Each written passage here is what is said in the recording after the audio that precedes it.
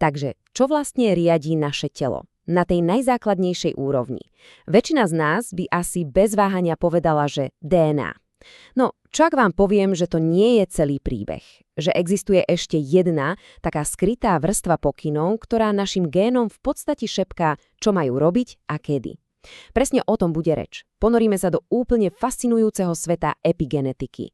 Je to taký tajný jazyk, ktorý má v rukách náš genetický osud.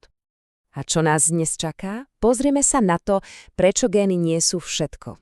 Vysvetlíme si, čo je to tá epigenetická vrstva a ako vlastne funguje, ako tie gény označuje.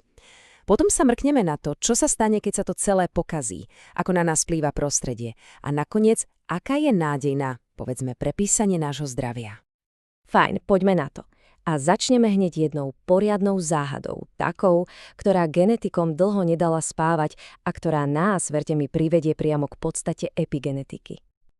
A tá záhada znie takto. Prečo vlastne jednovaječné dvojčatá nie sú, úplne identické? Veď majú predsa 100% rovnakú DNA, rovnaký genetický plán. A napriek tomu sa môže stať, že jedno ochorie na nejakú chorobu a druhé nie. Alebo majú proste len trošku iné povahy. Takže, ak to nie je len v DNA, čo iné tam ešte musí byť v hre? No a presne tu na scénu prichádza epigenetika. Pozrite sa na tento obrázok, tento ukazuje úplne skvele. Naľavo je klasická genetika, zmena v písmenkách, v samotnom kóde DNA. To je mutácia. Ale napravo, to je epigenetika. Vidíte? Kód, tá sekvencia písmen, je rovnaká, ale nad ňou sú nejaké značky, nejaké, môžeme to nazvať chemické zvýrazňovače. A práve tie rozhodujú, či sa gén prečíta, teda zapne, alebo sa ignoruje a vypne. Sú to v podstate také poznámky na okraj, ktoré hovoria toto čítaj a toto preskoč. Dobre, poďme sa teraz na túto regulačnú vrstvu pozrieť bližšie. Tá analógia so softvérom a hardvérom je naozaj dobrá. Predstavte si, že vaša DNA je hardvér počítača. Je daný, v podstate nemenný, ale epigenetika to je ten softvér, operačný systém. Ten hovorí hardvéru, ktoré programy má kedy spustiť. A čo je úplne najlepšie, ten softvér sa dá počas života aktualizovať. A tu je jedno kľúčové slovo, ktoré si treba zapamätať. Dedičné. Ale pozor, nemyslí sa tým len dedičnosť od rodičov na deti.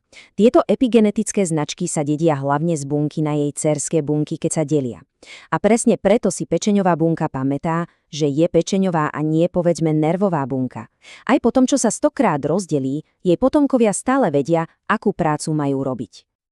A toto je na tomto najúžasnejšie. Zamyslite sa nad tým, každá jedna bunka v našom tele, či už je to bunka svalu alebo neurón v mozgu, má presne tú istú knihu receptov, tú istú DNA. Tak ako je možné, že sú také odlišné? No práve vďaka epigenetike. Každý typ bunky má svoj vlastný unikátny vzor tých zvýrazňovačov. Tie určujú, ktoré recepty, teda gény, sa budú v danej bunke používať a ktoré zostanú pekne zatvorené. A tak vzniká tá úžasná špecializácia. Dobre. Takže ako to vlastne celé funguje? Ako tie poznámky a zvýrazňovače vyzerajú na molekulárnej úrovni? Poďme sa pozrieť pod kapotu a zistiť, aké sú hlavné nástroje, ktorými bunka označuje svoje gény. Tak, tento obrázok nám ukazuje, ako je naša DNA neuveriteľne husto zbalená v každej bunke. Je to ako 2 metre nite natlačené do mikroskopického priestoru. Ale pre nás sú dôležité dve veci, na ktoré sa zameriame. Prvou je metylácia DNA. To je, keď sa chemické značky pripájajú priamo na samotnú DNA. A druhou sú modifikácie histónov. Históny sú tie proteíny, okolo ktorých je DNA omotaná, presne ako niť okolo cievky. A práve tieto dva procesy spolu rozhodujú, ako pevne je DNA zbalená a či sa z nej dá vôbec niečo prečítať. Metylácia DNA je v podstate taký klasický vypínač. Predstavte si to tak, že na určité miesto na DNA priletí malá chemická skupina, takzvaná metylová skupina, a pricapí sa tam. A to je signál. Vo väčšine prípadov to znamená stop. Gén sa umlčí, vypne. Je to naozaj, ako by ste na stránku v knihe receptov nalepili veľkú nálepku s nápisom "Toto nevariť". Stroj, ktorý má recepty čítať, túto stránku jednoducho preskočí. A teraz tie históny. Spomínal som ich ako také cievky. DNA je tá extrémne dlhá niť a aby sa nezamotala a zmestila do jadra bunky, musí sa na niečo navinúť. A presne na to slúžia históny. Sú to bielkovinové cievky, okolo ktorých je DNA pekne úhľadne omotaná. Tento balíček DNA a histónov sa volá nukleozóm. A teraz to začne byť zaujímavé. To, ako pevne je tá niť DNA okolo cievok histónov navinutá, je úplne kľúčové. A práve to sa dá meniť. Jedným z hlavných trikov je acetylácia. Keď sa na históny pridá acetylová skupina, je to ako by tie cievky trochu povolili. Zovretie sa uvoľní, DNA sa stane voľnejšou, prístupnejšou. A stroje na čítanie génov sa k nej zrazu dostanú a môžu ju prečítať. Tým sa gény v tej oblasti vlastne zapnú. A toto celé nie je statické, práve naopak, je to neskutočne dynamický systém. Predstavte si to ako taký tím špecialistov, ktorí neustále pracujú na našej DNA. Máme tam zapisovačov, to sú enzymy, ktoré tie epigenetické značky pridávajú, potom sú tam čítači, proteíny, ktoré prídu, pozrú sa na značku a povedia, aha, toto máme preskočiť, alebo super, toto môžeme čítať. No a nakoniec sú tam aj gumovači, enzymy, ktoré dokážu staré značky jednoducho zmazať. Tento neustalý tanec zapisovania, čítania a mazania umožňuje našim bunkám bleskovo reagovať na zmeny v prostredí. Lenže ako to už býva, aj takýto precízne vyladený systém sa môže pokaziť. A keď sa to stane, keď sa v tých epigenetických značkách začnú robiť chyby, môže to viesť k celej škále rôznych ochorení. Rakovina je asi ten najznámejší a najsmutnejší príklad toho, ako to môže zlyhať. Pozrime sa na tento diagram, ktorý ukazuje vývoj rakoviny pankreasu. Nemusíte rozumieť každému detailu, to nie je podstatné. Dôležité je sledovať ten postup zľava doprava, od normálneho zdravého tkaniva až po plne rozvinutý nádor. A vidíme, ako sa tam postupne hromadia nielen genetické chyby, ale aj tie epigenetické. Nádorové bunky sú totiž zákerné, naučia sa tento systém zneužívať. Napríklad vezmú gény, ktoré fungujú ako brzdy a majú chrániť pred rakovinou a pomocou metylácie ich jednoducho vypnú. Dajú na ne tú nálepku nečítať. A keď vypnete brzdy, výsledkom je nekontrolovateľný rast, ktorý vidíme napravo. Ale zďaleka to nie je len o rakovine. Zle fungujúci epigenóm sa spája aj s autoimunitnými ochoreniami, ako je napríklad lupus. Má prsty aj v kardiovaskulárnych chorobách, ako je ateroskleróza, teda kornatenie tepien.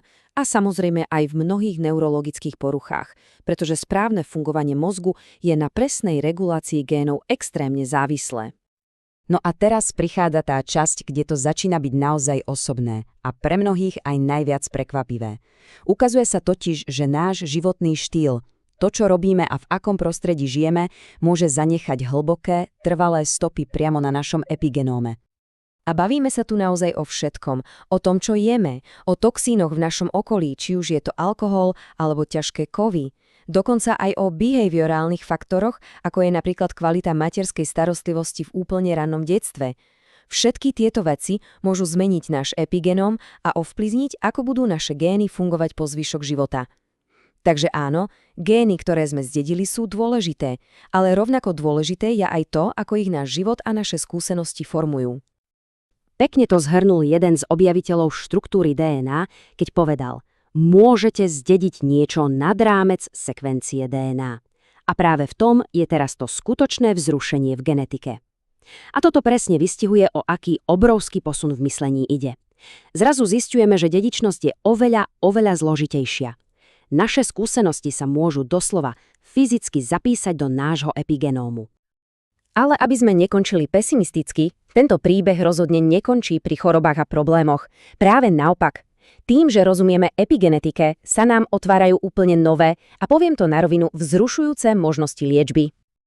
A tu je tá absolútne kľúčová informácia. Ten najdôležitejší bod z celého tohto rozprávania. Na rozdiel od mutácií v DNA, ktoré sú v podstate ako chyba vytlačená v kniže natrvalo, epigenetické značky sú písané ceruzkou. Dajú sa zmazať, dajú sa zmeniť, sú reverzibilné. A to je obrovská nádej pre medicínu. A pozor, toto nie je nejaké sci-fi z ďalekej budúcnosti. Toto sa deje už teraz. Už dnes máme lieky, ktoré cielia presne na tie gumovače a zapisovače. Napríklad liek s komplikovaným názvom 5-azacitidín. Ten sa používa pri liečbe rakoviny a funguje presne tak, že bráni pridávaniu tých zlých metylových značiek. V podstate znova zapína tie ochranné gény, ktoré nádor predtým vypol. A tak na záver zostáva jedna veľká otvorená otázka. Čo ak by sme naozaj dokázali presne a bezpečne prepisovať tieto epigenetické značky? Aké choroby by sme mohli nielen liečiť, ale im možno aj úplne predchádzať? Sme na prahu novej éry medicíny, kde už nebudeme náš genetický kód len pasívne čítať, ale budeme ho môcť aktívne a inteligentne riadiť. Tie možnosti od liečby rakoviny až po spomalenie starnutia sú naozaj obrovské. A to je asi jedna z najsľubnejších a najvzrušujúcejších ciest, ktorou sa veda dnes uberá.